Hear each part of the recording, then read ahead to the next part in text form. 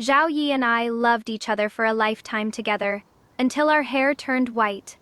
We were a harmonious couple, with children and grandchildren around our knees, living a happy and stable life.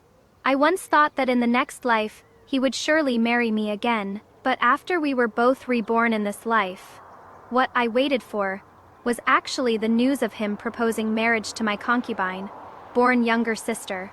Wantang, I know you are wonderful. You have everything. You have many choices for marriage, but Ching Ching is different.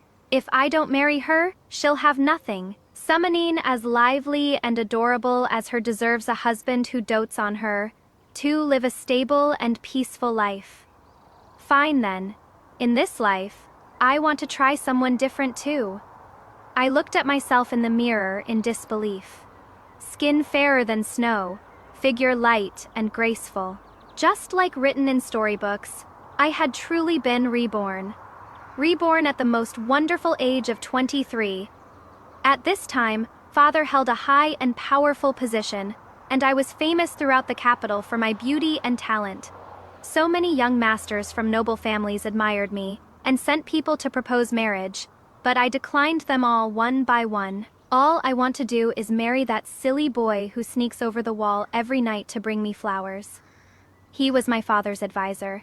Though brilliantly talented, because his family had fallen on hard times, he could only settle for this position. In my previous life, I went on a hunger strike for 3 days, and finally forced my parents to agree, marrying him as I wished. Later, with the support of my maternal family, Zhao Yi indeed rose steadily through the ranks, becoming prime minister.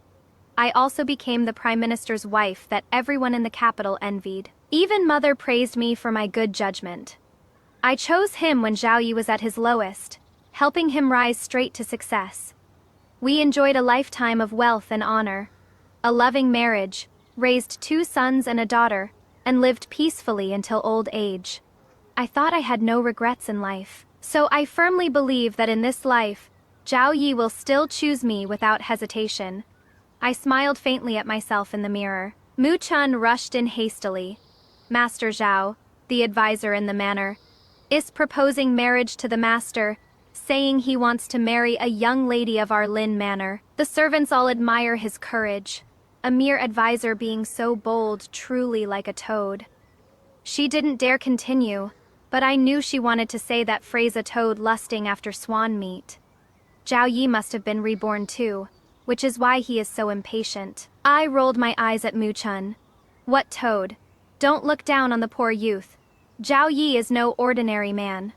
Mu Chun was clever, seeing me speak up for Zhao Yi. She quickly pretended to slap her own mouth. This servant misspoke. Master Zhao is talented and handsome. Gold will surely shine. She probed quietly again. Could it be? Master Zhao wants to marry you first, miss? I patted her head lightly. Come, let's go take a look first. I quietly walked to the front hall and hid behind the green gauze screen. Through the thin silk, I saw the young Zhao Yi once more. Upright posture, voice like warm jade. He still made my heart skip a beat, but his next words plunged me into an icy abyss. I sincerely wish to marry the second miss of your household, Lin Ching Ching. I hope the minister will grant this wish. My mind went blank with a thunderous roar, and I could no longer hear what came after. In this life, the person he couldn't wait to marry wasn't me, but my concubine, born younger sister, Lin Ching Ching. So the person I had kept in my heart for a lifetime had someone else in his. What I thought was gentle refinement and lifelong devotion was nothing but an act he had carefully performed his entire life. I staggered in a daze and accidentally knocked over the screen. Zhao Yi and I locked eyes. Me eyes were full of shock and accusation, but he only met my gaze for an instant before looking away in panic. Father furrowed his brow. His always composed daughter had actually lost her composure like this. I hastily found an excuse to withdraw. Back in the courtyard, my heart still ached as if being carved out by a dull knife. Stroke by stroke, I sat in my room in a daze for a long time, not even noticing when Mu Chun had left. After who knows how long, Mother came in with a beaming smile, holding a stack of portraits in her hands. All were eligible bachelors from the capital with talent, good looks, and matching family backgrounds. Wantang, come take a look. All the fine young men in the capital are right here. Mother cheerfully waved the scrolls in her hand. If it were before, I would have definitely felt resistant to Mother forcibly pushing potential husbands on me like this. Back then, my heart and eyes were filled with only Zhao Yi. But now that I know his heart doesn't belong to me, I've suddenly come to terms with it. A broken heart needs a new person to heal it. Since in this life, Zhao Yi wants to marry my concubine sister Lin Qingqing, then what is wrong with me trying someone else? 3-legged toads are hard to find, but 2-legged men are everywhere. It is not like Zhao Yi is my only option, so I calmed myself down and carefully looked through the album Mother brought. Each one dignified and imposing, each handsome in their own way. I gently caressed the portraits, sighing involuntarily. Youth truly makes everything look good. Seeing that I was rarely not refusing anymore, Mother also happily stayed by my side to help me choose. That girl Ching Ching had someone come to propose marriage today. You are the legitimate eldest daughter. You should hurry up too. There is no reason for a concubine sister to marry first. I knew she was talking about Zhao Yi. Me heart still felt like it had been pricked by a needle, dully aching. Me fingertip unconsciously stopped on one portrait. Pei Yan from the Duke's manor. Seeing me paying attention to him, Mother seemed a bit hesitant. Pei Yan's looks are beyond question. Even Pan and would feel inferior upon seeing him.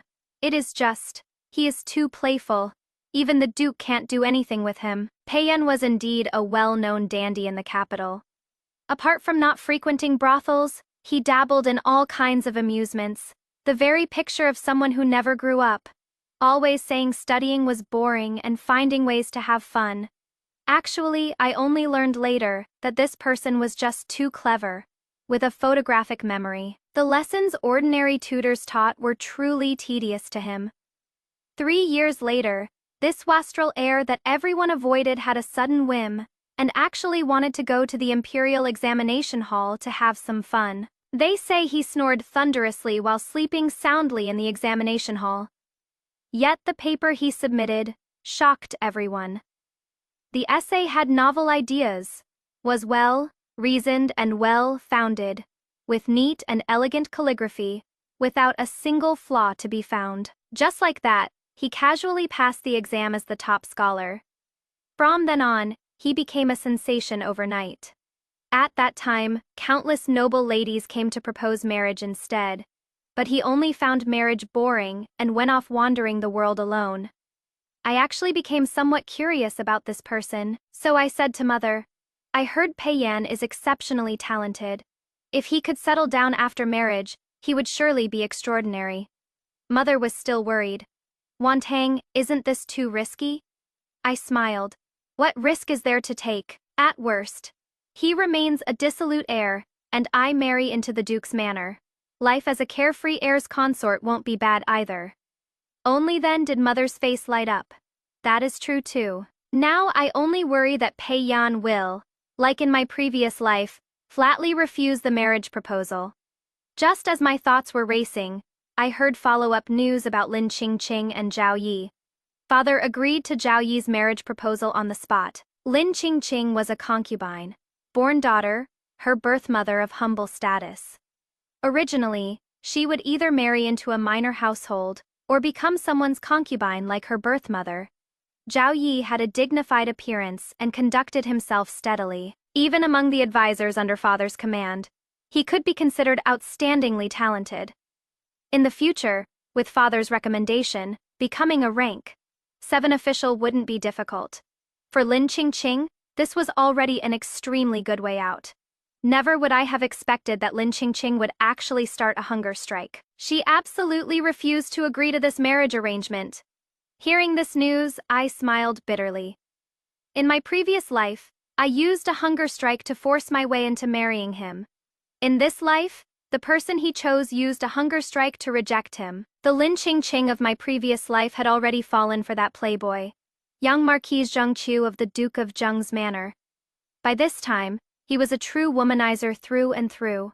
Although both loved to play around, Jungkook was different from Payan. He was addicted to carnal pleasures, lingering among women of all kinds, only seeking novelty.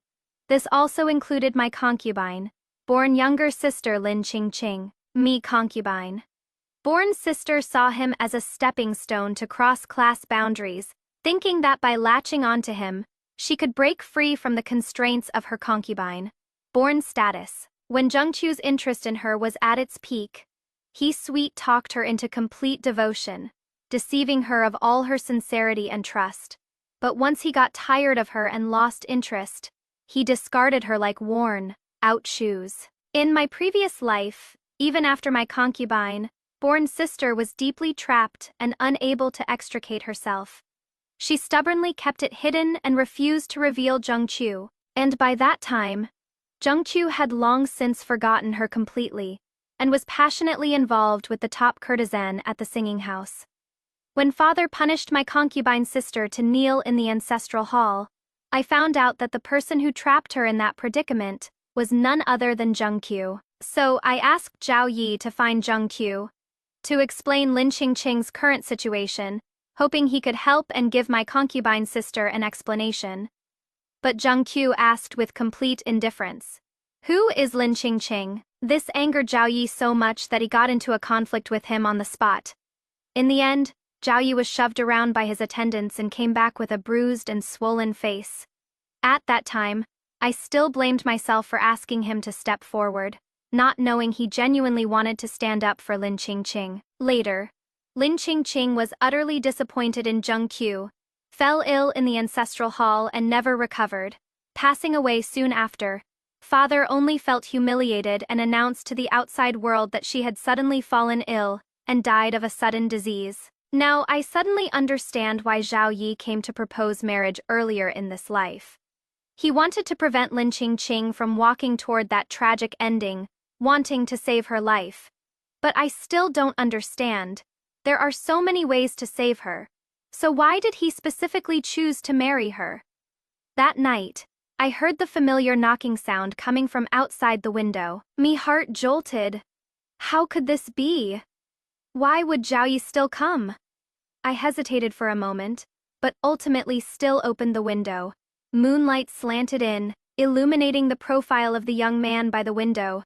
Zhao Yi sat lightly on the windowsill like a swallow, his legs gently swinging in the air, just exactly the same as in the previous life. My heart felt a moment of disorientation.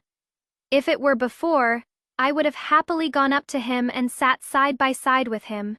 He would produce a bouquet of crabapple flowers from behind and hand them to me, and we would chat idly under the moonlight about this and that. He would talk about the amusing incident from childhood, when he mischievously stole loquats from the neighbor's house and ended up being chased by a dog for half a street. I would also tell him about how when I was 5, because I was greedy for glutinous rice cakes, I hid in the kitchen corner eating until I fell asleep, making the entire household search frantically for me in that embarrassing incident. But this time, I didn't go up to him, and there were no crabapple flowers in his hands. After a long silence, he finally spoke, his voice low. "Wantang, I know you've been reborn too. From the first moment I saw you, I knew. Whether you curse me or resent me in this life, I want to marry Ching. I don't want her to repeat the tragedy of the last life. You are her sister. I believe you also don't want to see her end up like that." I let out a bitter laugh and asked the question that had been weighing on my heart. "If you want to save her, there are 1,000 ways to do it. Why must you marry her specifically?" He froze, his expression gradually turning unpleasant. It seemed the real answer was difficult to speak aloud. I spoke that answer for him. "Did you already like Lin Ching in the last life? When did it start? The first time you came to find me, was it actually just a misunderstanding?" Zhao Yi hurriedly shook his head. "Wantang, it is not like that. In the last life, I truly loved you, absolutely no falsehood. It is just that the human heart changes just like that, even I can't control it myself. That time I injured my hand, Ching Ching bandaged it for me. I don't know why, but since then I've been dreaming of her all the time. I could barely stand to hear what came next, my stomach churning. So the person I regarded as pure as the bright moon and clear breeze in my past life was actually so despicable inside. The injury he mentioned clearly happened after we were married. I was pregnant at the time, and he accompanied me back to my parents' home. He accidentally cut his hand trying to pick plums from a tree for me. Since I was inconvenienced by my condition, and being attended by Muchun, Lin Ching Ching took the initiative to bandage his wound. What I thought was just an ordinary, trivial matter had planted the seeds of love in his heart. Seeing my silence, Zhao Yi explained with a pale face. Wantang, you know you are wonderful, dignified, steady, and very talented. You could have many good marriage prospects, but Ching Ching is different. If I don't marry her, she'll have nothing. Somebody so lively and adorable as her deserves a husband who dotes on her, to live a stable and peaceful life. His voice grew lower and lower. Yet each word was so grating. I tugged at the corner of my mouth and let out a cold laugh. In this moment, I seemed to understand him a little. Since heaven has given me a second chance, why should I repeat the script of my past life? I should try flavors I've never tasted before. I let out a long breath and said with relief, that is fine. In this life, I'd like to try someone else too. The moment I finished speaking, Zhao Yi became uncomfortable. A hint of unwillingness suddenly appeared on his face, and he asked me timidly, in this life, who do you want to choose? I chuckled lightly. That is none of young Master Zhao's concern. But I hope tonight is the last time you come here. If you come again, I can't guarantee someone won't drag you to father to be punished. The last thing that came into view was his complicated, indecipherable gaze. I didn't want to look at this face that disgusted me any longer, and quickly closed the window. It turns out that going from love to disgust for a person only takes an instant. The next day, I had Muchun line the windowsill with broken ceramic shards. Although Muchun didn't understand, she still did as told. I was sitting in the corridor casually flipping through a book. Muchun came over and said quietly that Lin Ching Ching had been starved for 2 meals and finally gave in. Hearing this, I couldn't help but raise my eyes. Second Miss took the initiative to have Mama Zhang bring in porridge this morning, and also said she is willing to agree to young Master Zhao's marriage proposal. There was astonishment in Muchun's voice. No wonder she was like this. After all, just 2 days ago Lin Ching Ching was still blocking the door, firmly crying and shouting, I'd rather die than marry. Yet who knew that after being starved for just 2 meals, her mind would completely change. I put down the book and got up to walk toward her courtyard. Just as I reached beneath the window, I heard rustling, chewing sounds coming from inside the room. Lifting the curtain and entering, I saw Lin Ching Ching sitting at the table's edge, with a plate of just used osmanthus cakes in front of her, still clutching half a piece tightly in her hand. Sugar frosting that hadn't been wiped clean clung to the corners of her mouth, yet her eyes were terribly red. Seeing me come in, her movements froze. Before I could speak, tears were already plop falling straight down, smashing onto the fine white porcelain plate and splashing up tiny droplets. Sister, I really can't hold out anymore. Her voice carried weakness and grievance. The first 2 meals I skipped, I could still tough it out. Last night, my stomach was growling in waves, making such a racket I couldn't close my eyes at all. This morning, when I smelled the aroma of porridge drifting in from outside the window, my legs went weak. I couldn't even stand steady. As she spoke, she lowered her head and fiercely bit into the pastry in her hand, swallowing it whole without much chewing, as if venting. I really don't want to marry that guy surnamed Zhao. But I can't actually starve myself to ruin, can I? She hung her head, her fingertips unconsciously applying force, squeezing the remaining half piece of pastry out of shape. Her voice carried unwillingness. I had thought that young Marquise Zhang would at least send word, would come to get me out of this. But he hasn't even sent anyone to ask about my hunger strike. Sister, am I particularly stupid? I silently handed her a handkerchief, watching as she wiped her unstoppable tears while unable to resist picking up a piece of pastry and stuffing it in her mouth. My heart was filled with mixed emotions. In this life, Lin Qingqing ultimately couldn't remain as stubborn to the end as she had in the previous life. Just 2 bouts of hunger had ground away the remnants of her illusions about Zheng Qiu. Come to think of it, because Zhao Yi had stepped forward first to propose marriage, blocking the way, her doomed relationship with Zheng Qiu hadn't yet progressed to the point of being completely consumed like a moth to a flame. So naturally she wouldn't throw her life away needlessly. Zhao Yi could finally have his wish fulfilled now and marry Lin Qingqing. You wonder if he can truly, as he imagines, spend a peaceful and harmonious life with the lively and playful Lin Qingqing. As I was lost in thought, Nian Chu, who attended to Mother, hurried over to relay a message. Mother was looking for me. As soon as I entered Mother's courtyard, I saw her face full of joy.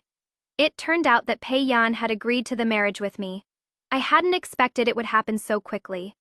This time, Pei Yan didn't refuse the marriage his parents had arranged for him as decisively as he had in the past. When the matron from the Duke's manor smiled as she presented the portrait of Lin Wantang, the legitimate daughter of the minister's manor, before him, he was clearly stunned for a moment, and the motion of teasing the cricket in his hand suddenly stopped.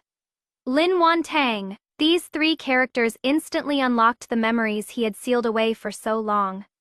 In her previous life, she had taken Zhao Yi to the strategy discussion hall in the city to help him build connections and pave his way. Back then, she would often stand in the hall debating with scholars from all directions. Her words sharp and her insights extraordinary, repeatedly earning resounding praise from the entire audience. And Pei Yan at that time had originally just snuck into the hall to find opponents for his precious cricket. Yet he happened to be drawn by a clear and composed voice, unconsciously stopping in his tracks and listening through the entire session. He had never seen such a woman before.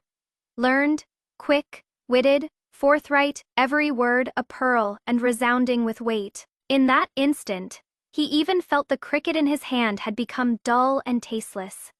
From then on, he also began to read seriously, and later even developed an interest and personally tried his hand at the imperial examinations. It was just that Lin Wantang's gaze at the time was entirely fixed on Zhao Yi alone, never truly looking back at him. Later on, he simply left the capital and wandered the 4 corners of the world. Everyone said that Zhao Yi could become prime minister because Lin Wantang and her maternal family had devoted all their efforts to supporting him. Yet few knew that the current emperor had once found it difficult to choose between Zhao Yi and Pei Yan. But Pei Yan came from the Duke's manor with generations of hereditary titles. Official rank was merely icing on the cake for him, while for Zhao Yi, who came from a humble background, it concerned the fate of his entire clan. In the end, he chose to withdraw, leaving with carefree grace, fulfilling her wish. When the portrait was handed to him, he was absent-mindedly playing with his crickets. The nanny repeated once more at his side, "It is Miss Lin Wantang from the minister's manor." He unrolled the scroll and stared at it for a long while. The person in the painting had features unchanged, her spirit vaguely recognizable. Finally, he gently nodded his head. The nanny could hardly believe her eyes and cautiously asked once more. After confirmation, she was instantly overjoyed and hurried off to report the good news to the Duke's wife. Before long, a piece of news spread throughout the Duke's manor.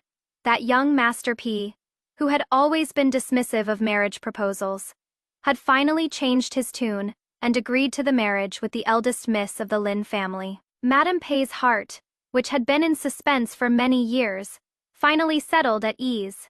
Because Lin Qingqing had finally agreed to the marriage, to prevent any further complications, the wedding date was set unusually hastily. As the legitimate daughter, I naturally couldn't marry later than my concubine born sister, so I was arranged to leave the household on the same day as Lin Qingqing, just half an hour earlier than her. That day gongs and drums resounded through the sky. I sat upright in the 8-bearer bridal sedan heading to the Pei Manor, wearing my phoenix crown and ceremonial robes.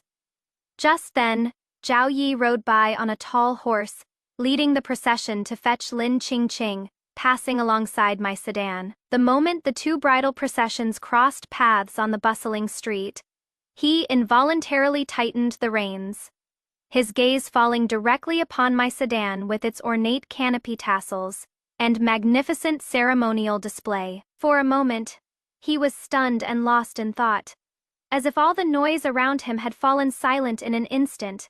The person who had been his wife for a lifetime, who had borne him children, and who had managed his household in perfect order, now she was wearing the phoenix crown and bridal veil to marry someone else. This thought struck him without warning, a sharp stab in his heart, evoking an indescribable sourness and emptiness. It wasn't until the wedding attendant beside him urged him in a low voice that he suddenly snapped back to reality, hastily turning his head and leading his horse toward Lin Qingqing's bridal sedan. But Lin Qingqing had been holding in her anger for a while, so now she deliberately threw a tantrum at him. When Zhao Yi extended his hand courteously to help her into the sedan, she abruptly flung her sleeve, forcefully slapping his hand away. This sudden action brought instant silence all around, with all the guests and passers-by focusing their gazes on his hand frozen in midair. Under everyone's watchful eyes, Zhao Yi's face turned from red to white, nearly drowning in humiliation and embarrassment. He listened to the suppressed whispers around him, looking at the figure beneath the bridal veil that made no effort to hide her resistance, his heart gradually sinking to rock bottom. Amid this grating celebration, a cold thought clearly emerged. He might have truly been wrong. He shouldn't have rashly gambled with his lifelong commitment just because of a momentary infatuation. This long life of his would be bound together with such a woman who humiliated him in public and had no place for him in her heart. Lin Qingqing at this moment had completely lost the playful charm that had moved his heart in his previous life, leaving only willful recklessness. Yes, he should have known all along. It is not like he hadn't witnessed her willfulness before. He knew better than anyone about that absurd affair between her and Zheng Chu, like a moth flying into a flame. How was it that in this life, he had completely forgotten those bloody lessons, and only remembered that face so playfully animated when she called him brother? In-law Zhao Yi didn't yet know that what would make him regret even more was still to come.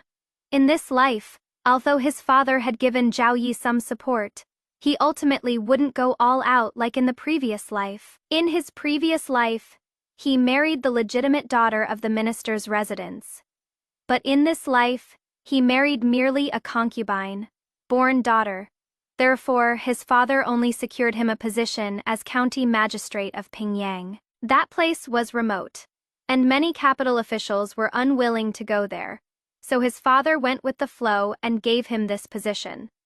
Although it was a seventh-rank official position, if Zhao Yi relied on himself alone, he probably wouldn't be able to climb to this position in his entire lifetime. Lin Qingqing already harbored resentment toward Zhao Yi for forcing her into marriage, and now having to follow him away from the prosperous capital to that remote little county, the grievance and unwillingness in her heart surged even more uncontrollably. On the day of returning to her natal home, we returned to the residence at the same time.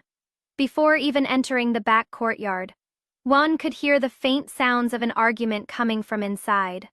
Lin Qingqing was seen crying her eyes out, tearfully complaining to concubine Fan that she didn't want to go to Pingyang. "What kind of desolate place is that? I don't want to go," concubine Fan softly persuaded from the side. "No matter what, you are now the official wife of a seventh-rank official, which is so much better than what I have.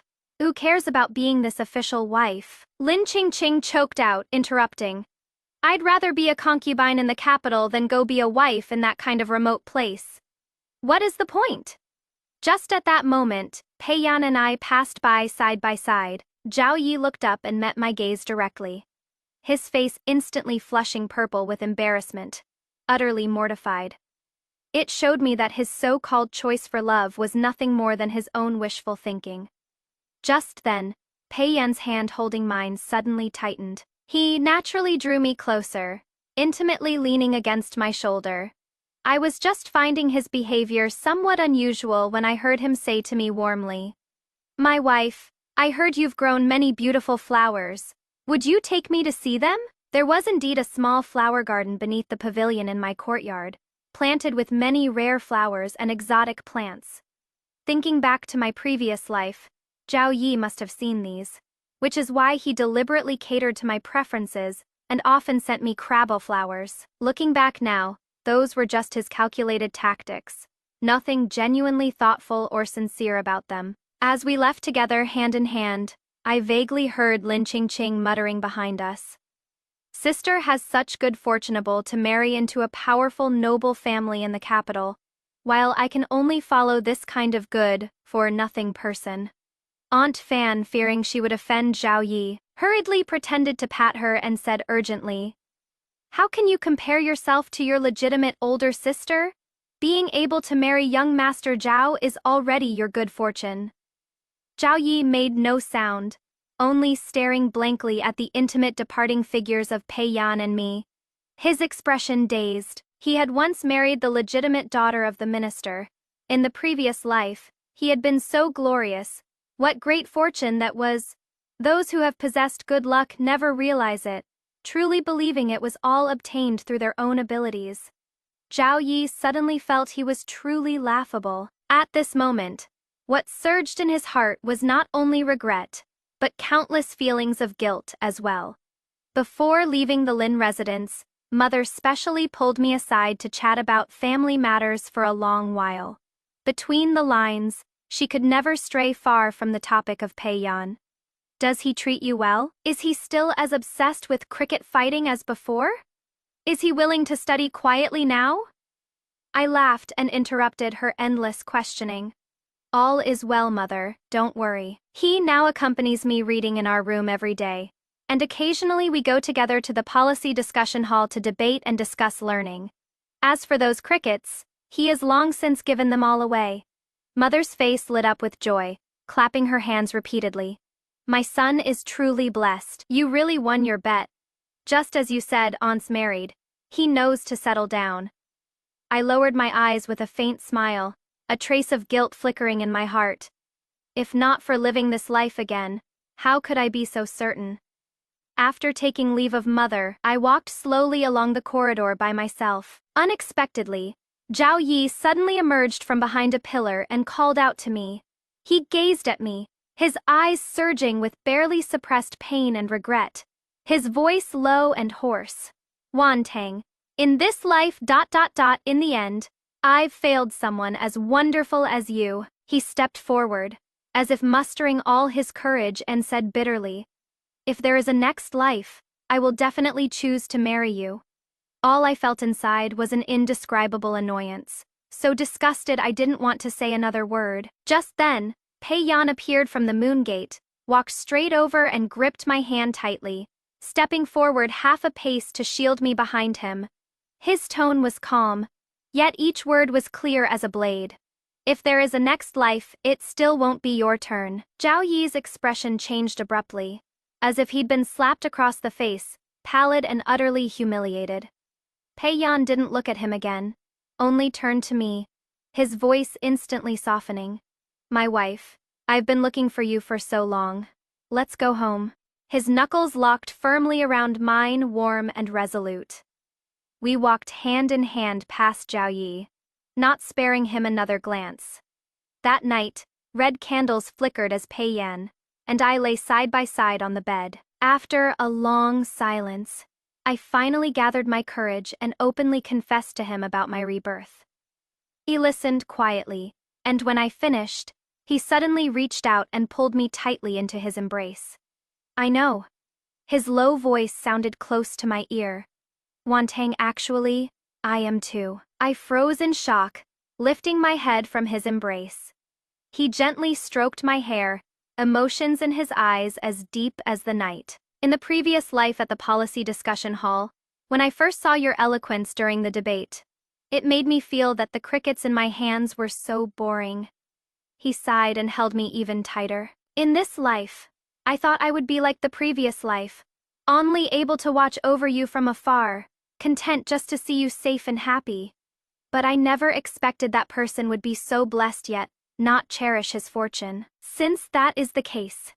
He lowered his head and kissed my forehead, his voice carrying determination. In this life, let me be the one to love you properly. I held him tightly, burying my head deeper into his embrace. So in the previous life, he already had me in his heart. After we got married, no one was happier than Lady Pi. She had originally been worried sick, thinking her son would spend his whole life keeping company with his crickets until old age. On this day, a banquet was held in the courtyard, and I was accompanying her to entertain the female guests. She intimately held my hand, and with both emotion and lingering fear said to the gathered guests, "To be honest with you all, I once had a ridiculous dream.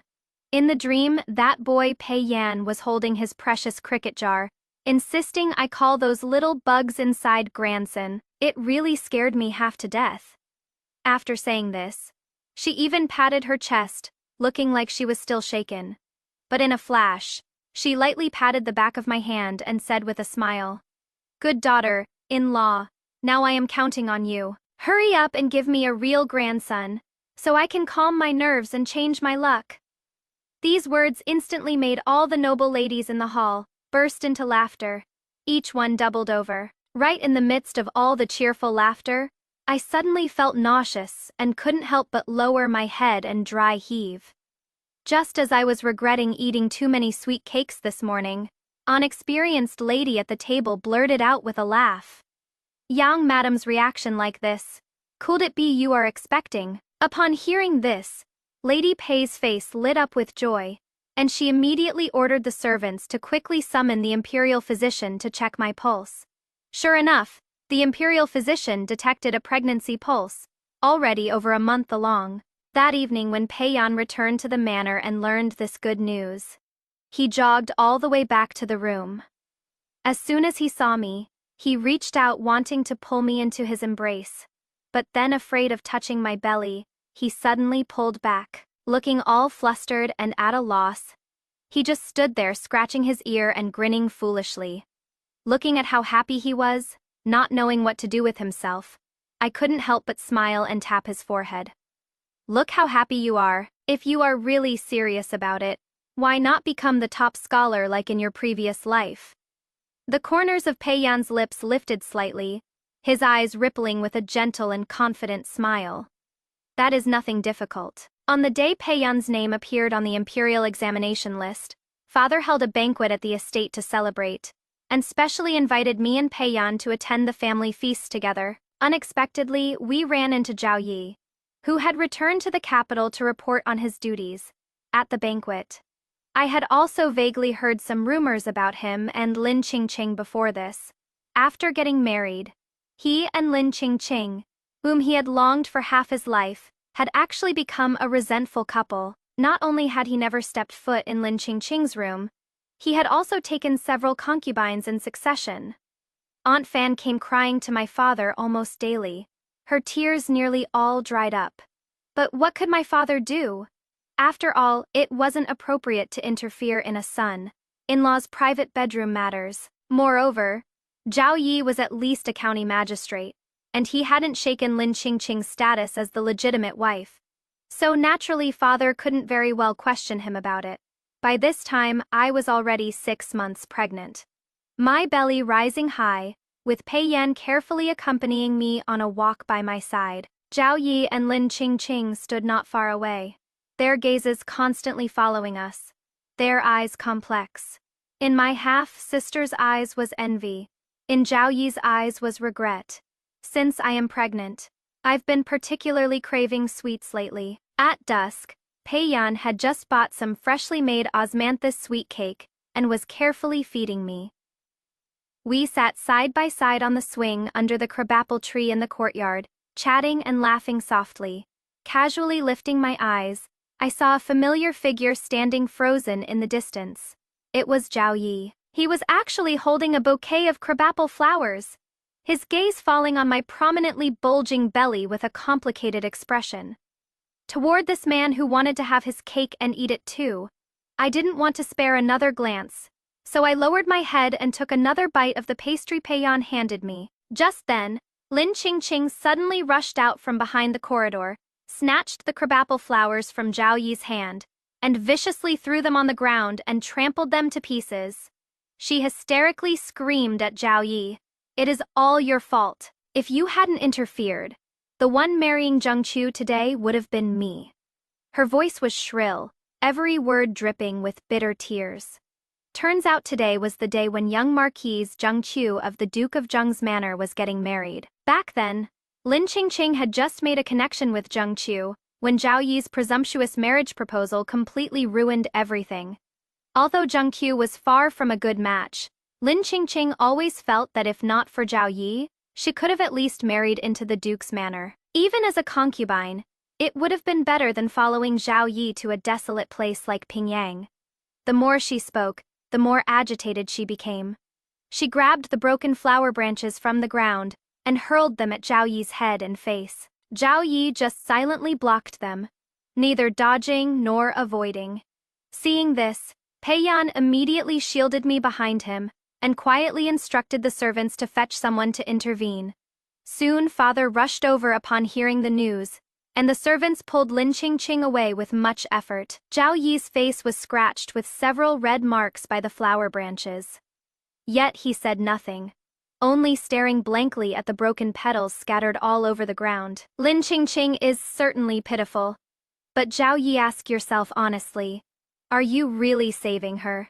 You are just using the banner of salvation to satisfy the romantic feelings you never got in your previous life. And what is the result? You neither won Lin Qingqing's heart nor personally destroyed the last shred of hope Lin Wantang had for you. Pei Yan didn't say a single unnecessary word throughout. He only did one thing: shield his wife behind him.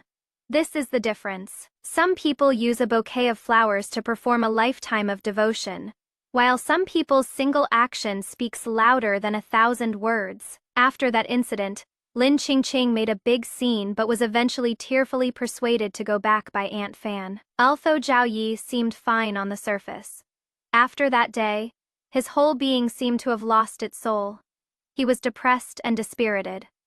Father completely lost patience with Zhao Yi and stopped concerning himself with his future. After Zhao Yi returned to Pingyang, his relationship with Lin Qingqing took an even sharper turn for the worse.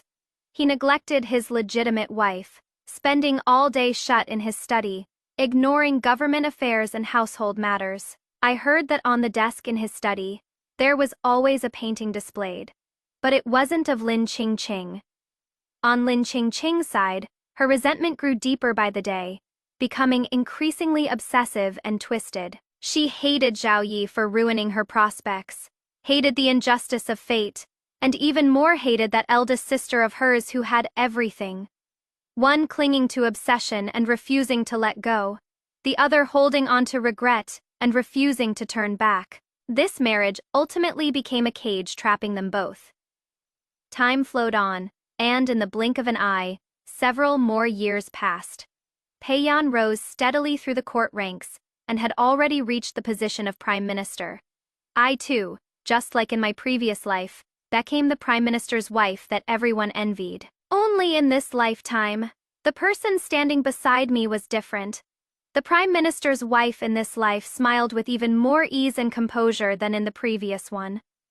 One autumn afternoon, with clear skies and pleasant weather, it happened to be Pei Yan's day off. We brought our son and daughter back to the Lin family home to visit father and mother. In the courtyard with its gentle autumn breeze, Pei Yan and I nestled together on the swing under that crabapple tree from years ago, watching our 9-year-old Yinger and 7-year-old Ronger kicking an embroidered ball around in the clearing not far away.